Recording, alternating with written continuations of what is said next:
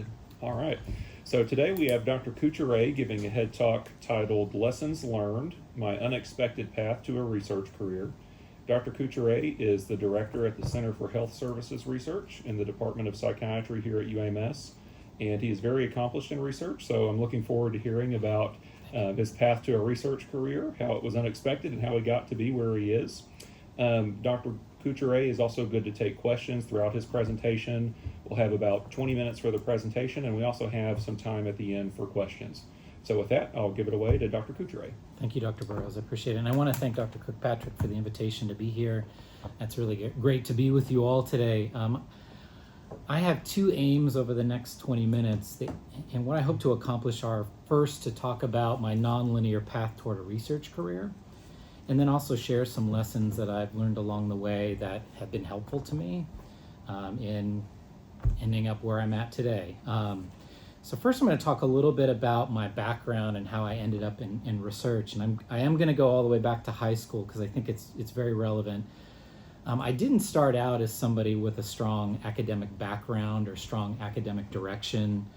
In high school, I was, probably an average student, C's and B's. I came from a very blue-collar family. I was the first person in my immediate family to go to college. And even in college, the first year, I was probably an average student. I did probably enough to get by, but no more than that. And things didn't really turn around academically for me until my second year. And I went from a B or C student to earning straight A's, and it really felt like that happened overnight. And I'm going to talk a little bit about why that happened.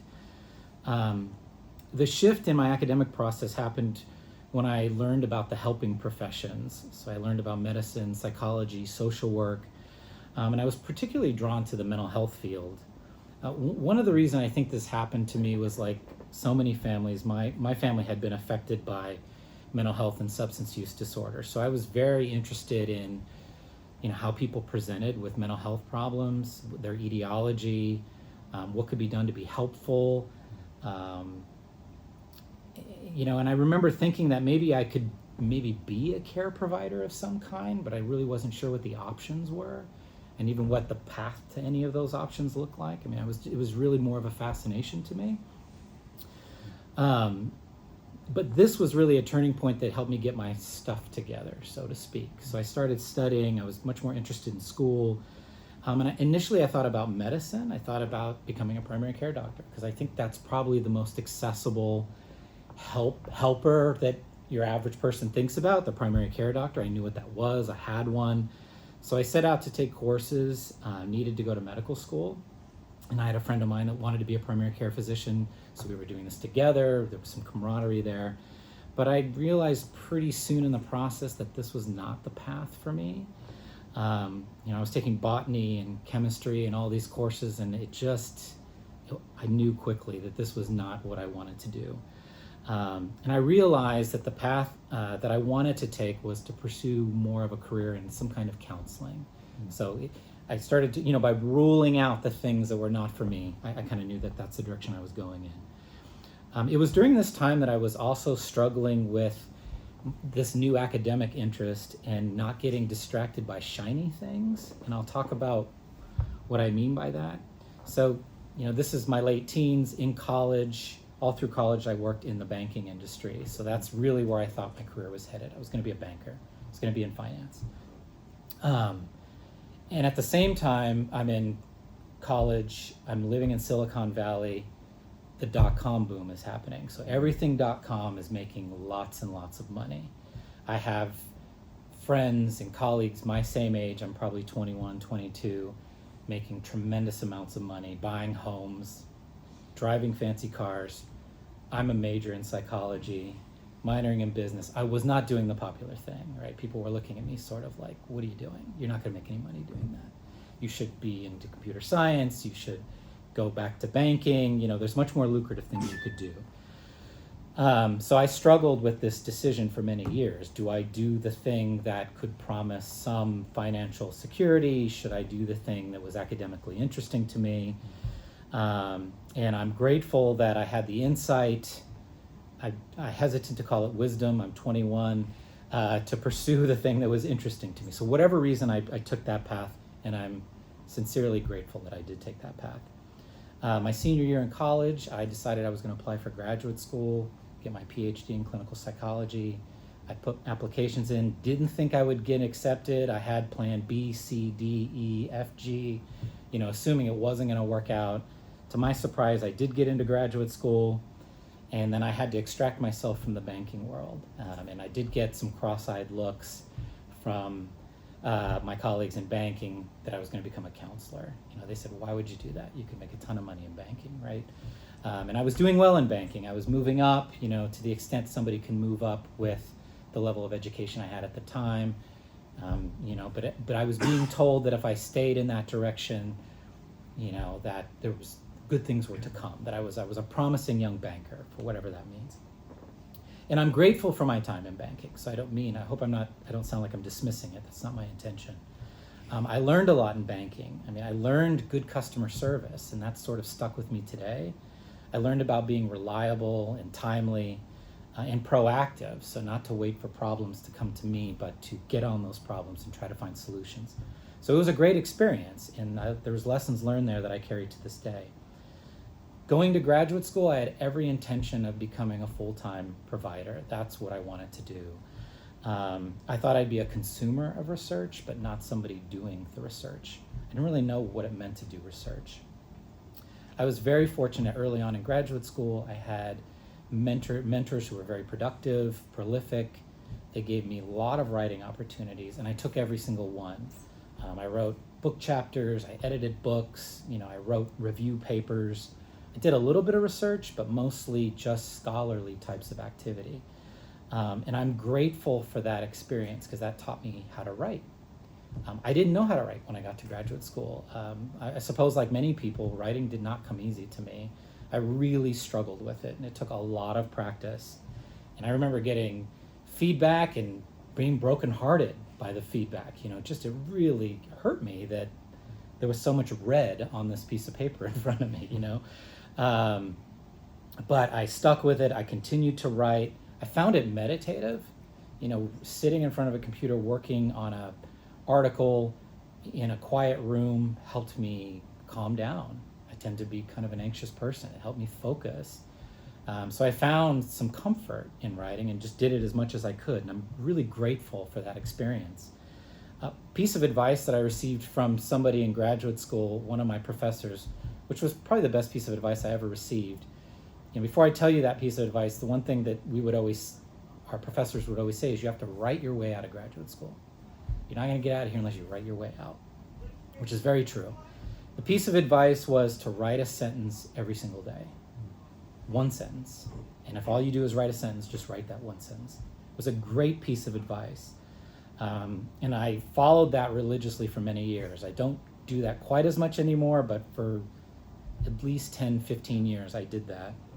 And it does two things. One, it takes the pressure off having to write large blocks of material in one day, because I don't do very well when I have that kind of pressure on me.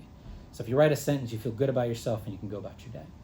The other thing it does is you often write more than a sentence, so it helps you build momentum. And it's true that those things happen. I can testify that they do.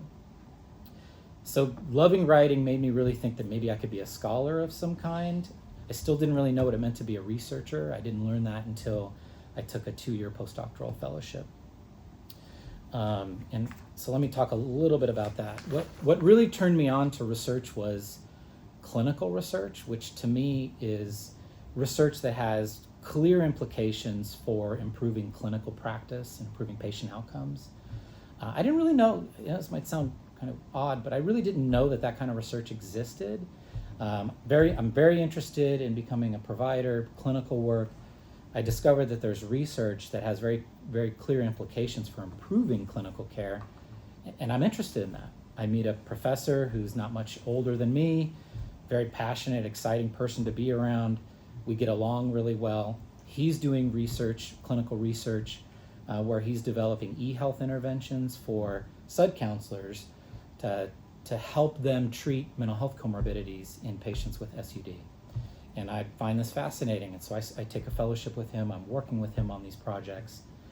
And We got along really well. We had similar styles of working, which brings me to this point about identifying mentors. Something that I found early on that was really helpful for me was, one, in terms of identifying mentors, find people that you get along with personality-wise. Might sound obvious, but that can be helpful. And finding people that have work styles that are congruent with your own. So certainly getting along with people has its advantages. We don't need to kind of talk about those. But having somebody whose work style is congruent with your own can really help your productivity. So if you're somebody who works quickly and turns drafts around fast and wants feedback quickly, it's helpful to have a mentor that does something similar. Otherwise, momentum can get broken up. And so that had the good fortune of having a mentor that did that, being very interested in clinical research that I saw had clear applicability. A key event that was critical in my development was having protected time, a research fellowship. I completed a 2-year research fellowship in health services research, and it gave me the time to think, publish, conduct pilot studies, and think about an area of research to pursue. It also gave me time to write a VA Career Development Award, which is like an NIHK award. It gives you time to fund your salary, gives you 5 years, it funds your salary, gives you time to develop your research career. So in my opinion, to build a research program, I really think you need time to read, think, and write. And you may not take a fellowship, but having some portion of your job give you a little bit of protected time can have a ton of advantages if you want to develop some portion of have your career be focused on research. So that brings me to some lessons learned along the way. So that first part is just to show you, one, that you can, I think what I talked about is having a nonlinear pathway. So if you're like me and you meander about a bit, that's okay. There's still hope if you're not exactly sure what you want to do. And some things I learned along the way that were really helpful for me, and there's 6 of them that I'm going to share. The first is to find mentors at all stages of your career. So I have mentors now. I'll have mentors till I retire, and I probably will still have people that I go to consult with and get advice. These are people that are smarter than me, more skillful, I trust and respect, get along with and like, and people that I feel like are genuinely looking out for me. That's a really important aspect too. Related to this is, I think, importance to find role models. So these are, one thing that was helpful for me is trying to figure out what I was going to look like in 10 years. As a fellow, what if I pursue this research career, what am I going to look like as an assistant professor or associate professor? And so one thing I looked for were people that were in positions and living a lifestyle that I thought I could emulate. Some people work 80-hour weeks. I knew that wasn't going to be me. But I knew I probably was going to be 50, 60-hour week person. So I tried to find somebody that kind of looked like that I could kind of model after. And even to this day, that's a really useful thing for me to do at different stages of my career. The second thing is to learn to genuinely accept critical feedback. For some of you, this is probably something you learned already. It took me a while to genuinely accept critical feedback. And genuinely, I think, is the critical word. For me, what that means is really to hear it, look at it, think about it, and have it affect my behavior. And not come up with immediate reasons why that feedback is wrong. And I think, at least early on in my career, there was an inclination to do that. And it's very difficult to do emotionally. It takes a lot of practice. The third thing is to learn to live with the uncertainty in a healthy way. Uncertainty can be uncomfortable. It's even scary. Building a research career for 10 years felt very uncertain. Am I going to get this grant? Am I going to get these papers published? What happens if I don't? What do I do? And so to cope with that, I got support from other people. I practiced acceptance. One of the things I had to come to terms with was that if I'm going to have a research career, uncertainty is going to be part of it. And I need to find a way to manage that uncertainty so I could live my life. Yoga, meditation, hiking, those are things that I really look to help. And really to find ways to take care of yourself physically and emotionally. And I didn't develop any bad habits, which I'm really grateful for. I can eat a half a bag of chocolate, no problem on a bad day, but that is a bad habit I can live with, right? Genuinely speaking, I'm doing okay in that regard. The fourth thing I want to stress is that it's okay to say you don't know something. I think this is a really important thing. It fosters trust from other people, including your colleagues. It shows humility and openness to learn from other people. So I think it's fine to say, I just don't know the answer to that. That was an epiphany for me in my life, that I didn't need to know everything. So that was really useful to this day. Every so often, the fifth thing is every so often push yourself to be uncomfortable. Take opportunities that are interesting and might be scary. You got to kind of trust your gut on this. You might discover something that you really like to do, but it just seems frightening at the time. The example I give is the first time I was interviewed by the news. I was very scared of this experience. I didn't sleep very well for many nights.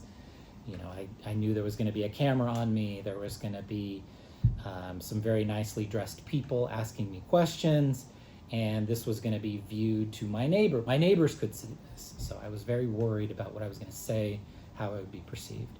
But at the same time, I saw value in doing it. I thought it would be an important way to communicate to a group of people that I don't normally get to communicate to. So I did it, and thankfully others have been very supportive in that, and I continue to do that, but I still get nervous when I have to do that. Finally, be persistent and keep trying. I mean, obviously you guys have all shown you can do this, but everybody fails, and don't be ashamed of your failures. Learn to accept them and learn from them. And I think importantly, share them with other people so they can learn from them too. I think that's a characteristic of a good mentor, is somebody who shares places where they've gotten stuck and how they've overcome that with other people. So I know I gave you lots of information very quickly, but I'll stop there. And I just want to thank you very much for the opportunity to speak with you all, and I'm grateful for your time and attention. So thank you. Are people able to ask questions? Yeah, people, we have about 10 minutes of time to ask questions. I'll get us rolling real quick. So Dr. Cucciare, you mentioned that you found writing very meditative, when you sit down and look at the computer, you found it therapeutic and meditating just to get your thoughts out. The question I have is, a lot of trainees, whenever they're in grad school or medical school or residency, a lot of trainees get to a point where they're trying to decide, do I want to be a provider, see patients primarily with my time, or kind of go the more academic writing research route? And I just wanted to ask you, what advice do you have if someone's struggling with, because you mentioned that at one point you wanted to kind of be a provider and kind of be a consumer of research, not the one doing the research. So what were the things that helped you? I know you said it was meditative, but were there anything else that helped you kind of decide to go down that path as opposed to the other? Yeah, I think discovering clinical research helped me go down that path, because to me it was parallel to clinical work.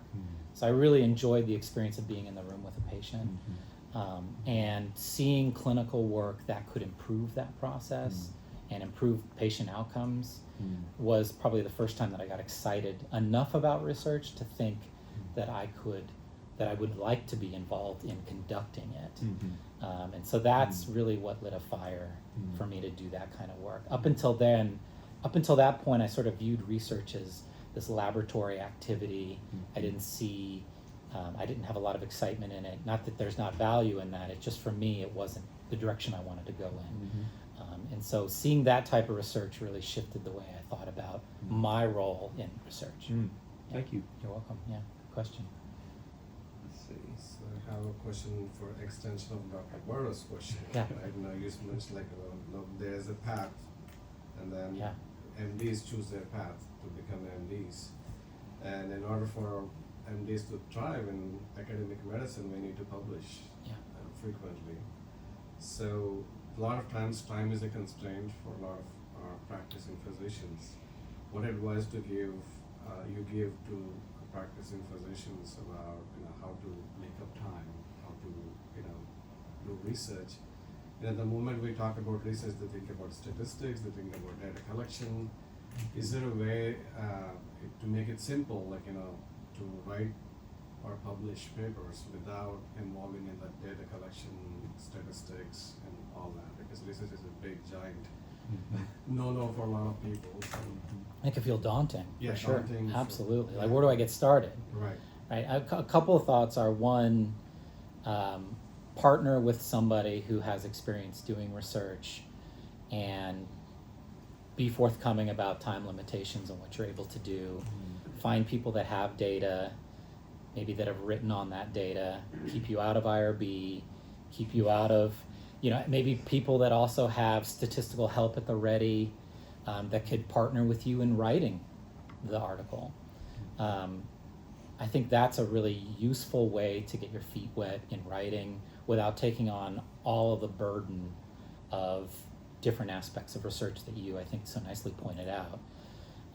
So that's what you can do that with empirical work, but there's also plenty of things you can write that don't involve data.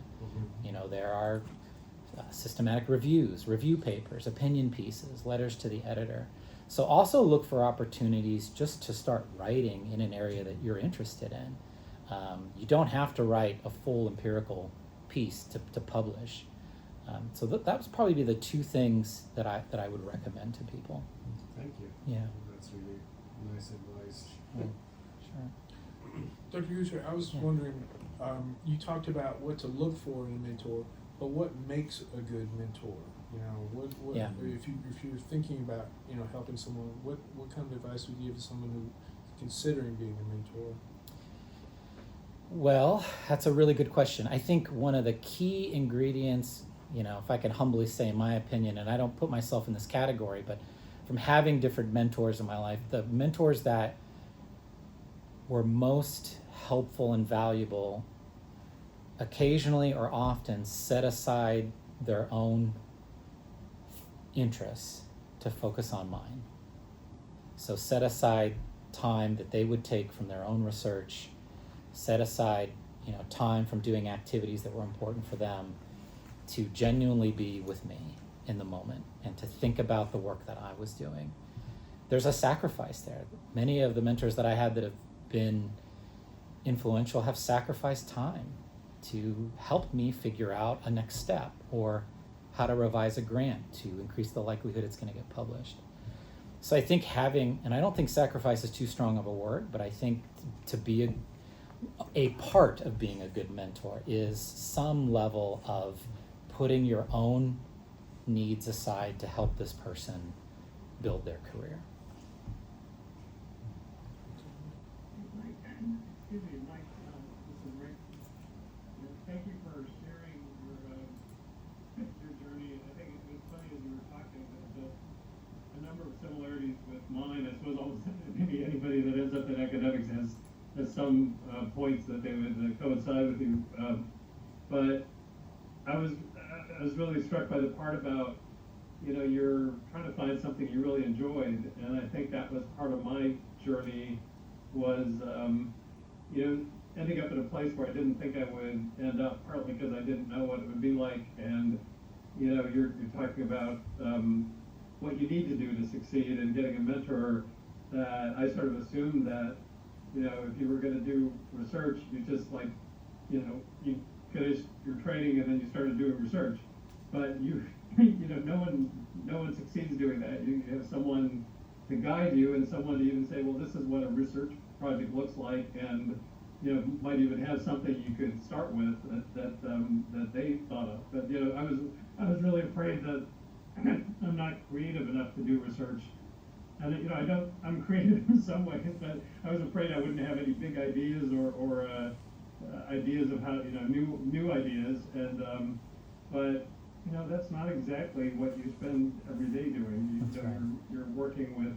It's a process that you look at what needs to be done and what we don't know. But anyway, I enjoyed listening to you. Yeah, I agree with you, Rick. Thank you, and thank you for your kind words. And you're absolutely right. You don't just leap into a research career, but there's many people along the way that help and spend hours with you trying to figure out how to make things work. So that's absolutely the case.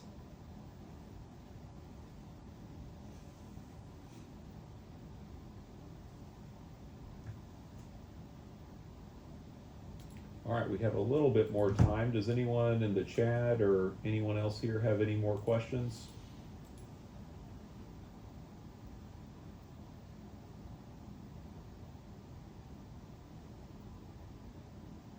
Okay, well, thank you everyone for showing up, and thank you, Dr. Cucciare, My for pleasure. Thank you. sharing your lessons learned and the path to getting to where you are. So we appreciate it. Thank you. Thank you very much. I appreciate it.